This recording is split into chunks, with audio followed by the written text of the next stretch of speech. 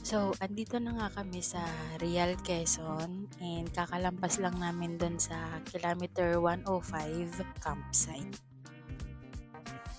Continuation pa rin ito nung paghahanap namin ng resort na pwede naming pag-stayan overnight dito sa Real Quezon. Bukod sa ganitong magandang view, yung mga nakahilera yung motor ay hindi ka din talaga magsasawa sa view na makikita mo dito. Grabe, napakaganda ng bundok ko.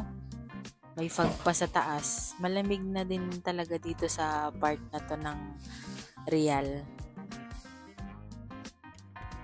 Wala na din palang signal dito banda, kaya hindi din kayo makakapag-search sa Google Maps in case na gusto nyong i-check kung saan na kayo banda, ganyan. Pero hindi din naman nakakatakot dito dumaan kasi may mga makakasabay naman kahit papano. Basta may liwanag pa.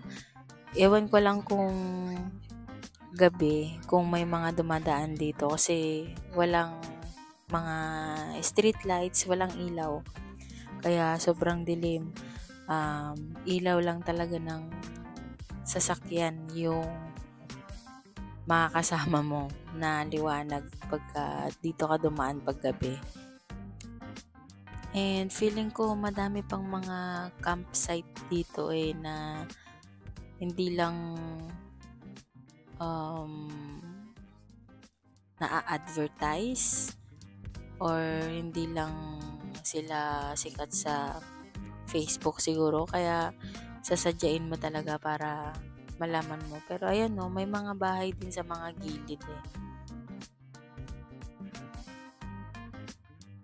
And nung dun nga sa Rizal, may mga kasabay kaming mga nakamotor. Pero dito na, pag-akyat namin ng Santa Maria, Laguna, and then hanggang dito na sa Real, is etong dalawang sasakyan pa lang yung nakikita namin na papunta din sa dun kung saan yung direksyon namin. Yung mga bundok dito, or etong sabihin natin forest, masasabi mo talagang buhay na buhay kasi yung sa kulay tsaka ang fresh ng hangin. Mabibilang lang yung mga bahay dito and wala din kaming nadaanan na yung mga vulcanizing shop, mga nagbebenta ng gas, kahit yung mga litro, ganon, wala na dito banda. Wala akong napansin. Kaya kung sakaling pupunta kayo dito, i-make sure nyo na meron kayong mga dalang tools, just in case lang. Tsaka siguraduhin nyo na nakapag-gas kayo ng full. Mula nga doon sa KM 105 campsite ay may madadaanan na bridge 5 minutes away, and ito yung isa sa mga pinupuntahan ng mga riders dito sa Real Quezon.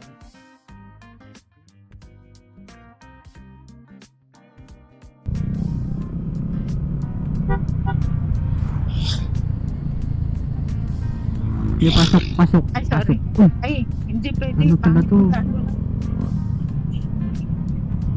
Nyari. Rough road. Bakit? Anong meron? Uy, rough road. Wow!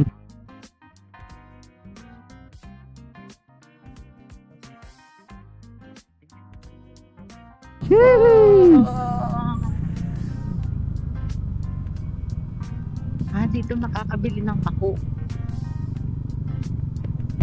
Pakulamit.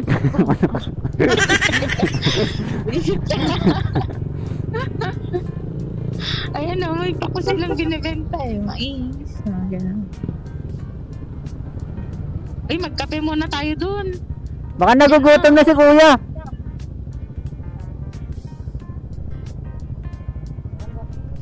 Ha? Nagpahinga lang kami doon ng konti kasi naambon. Tapos, umalis na din kami agad. And, hindi pa kami masyadong nakakalayo doon. Ay, biglang namatayan ng makina yung motor namin. Hindi ko alam kung bakit. Basta, after niya mag-backfire ng 2 beses ata yun. Ayun. Wala na, hindi na nag-umandar. Kaya, nag-stop muna kami. Dahil bagtaya na dahil. Ha? Isama si bagtaya na. Ngayon lang, namatay na eh. Ha? Namatay.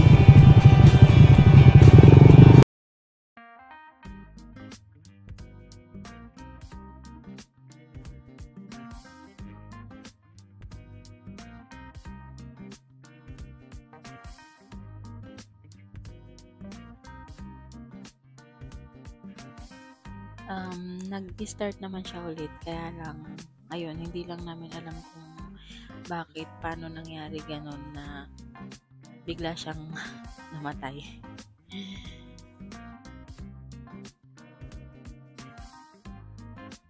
Ayan, so 3 nga kaming motor. Yung 2 pinsan ni boss, yung kasama namin na mag-explore dito sa unplanned na lakad namin. Meron din kami ulit madadaan ng isa pang tulay dito pa rin sa Real. Maikli lang siya pero hindi siya ganun kapuntahin katulad nung isa dun sa nadaanan kanina.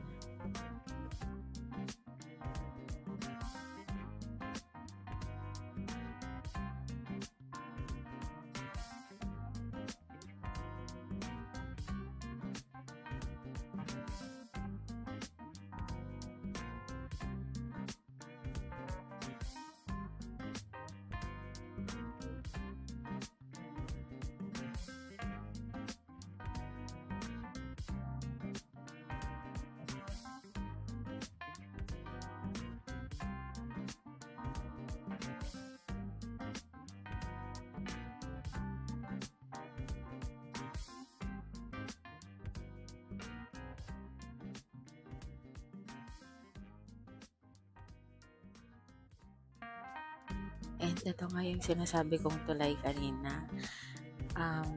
Nang ni-research ko, itong tulay is Tigkay Bridge yung pangalan.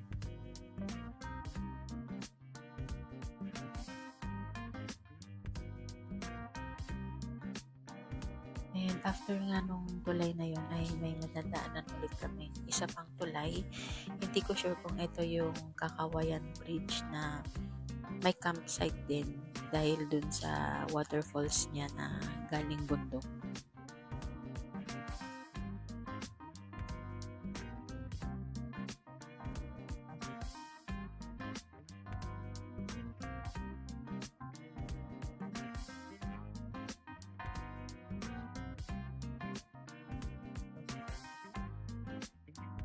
And tuloy na ulit kami and tutuloy na namin ang paghahanap ng gas kasi wala na.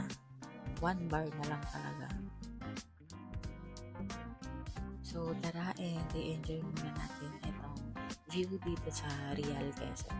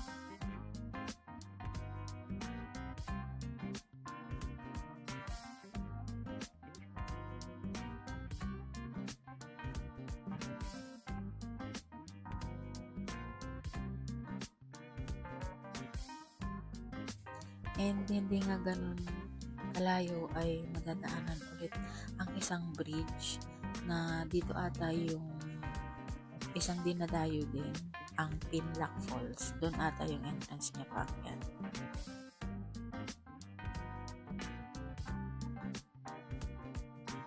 And in case na dito naman kayo pupunta, ewan ko, hindi ko sure kung kainan yung pagkatapos na itong tulay na to. Kasi madaming motor. Pero in case, magdala din kayo ng mga pagkain. Ayan o, ang dami nila, diba? So, dyan ata yung Pinlac Falls. Pang ilang tulay yun? Pang-apat? And tabi-tabi pala yung mga resort inn dito na yung tubig ay galing sa mga bundok kasi after ng ilang minutes ulit, after dun sa tulay, dun sa may Pinlac Falls ay madadaanan naman yung Hidden Resort. So, madami kayong choices in case na dito kayo pumunta para maghanap ng liliguan.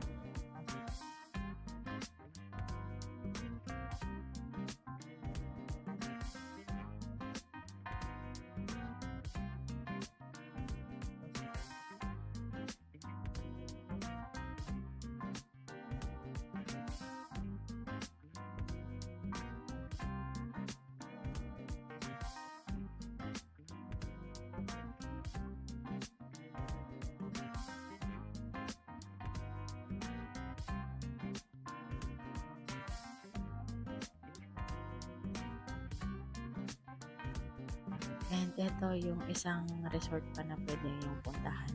Hidden Paradise Resort.